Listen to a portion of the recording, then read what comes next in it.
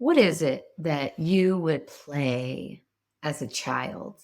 Left to your own devices, what did you do to pass the time? What is it that you love to engage in?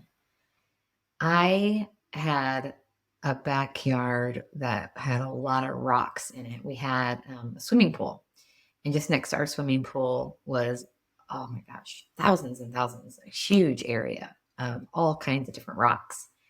And I pretended that it was a rock store, and people would come from all over the world, and I would spend hours helping them to find the rock of their dreams.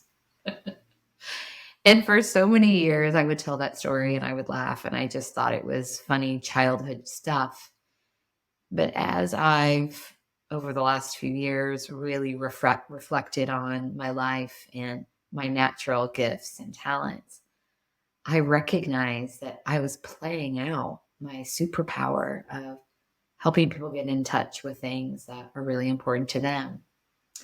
I was telling a story recently about how early in my career, I worked with someone who was really naturally funny, and he would connect with audiences so quickly through his natural wit and humor.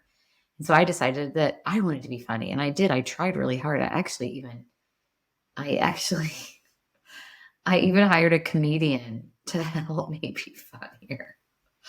My goodness, it's just one of many examples of my trying so hard to be something that I'm not, and it backfired. I mean, I once attempted this David Letterman top 10 style intro, and I realized at number 9 I was bombing, and it just continued to get worse. It was so awkward.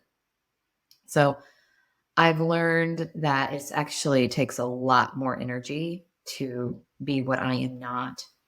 And I don't think God blesses what I'm not. He blesses who I am and how I was made with my natural gifts and talents. And so the more that I can be those things, that's when connection happens.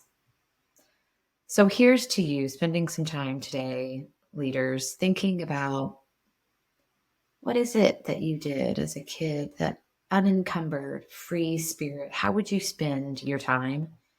And what insight does that give you about your natural strengths and gifts?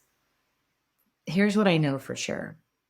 You have natural gifts and strengths. We all do. You're a human being. And that's where connection happens. That's where your influence is. So I want you to be more of those things. Figure out who you are and be more of that. What a great way to take care of yourself and ultimately each other.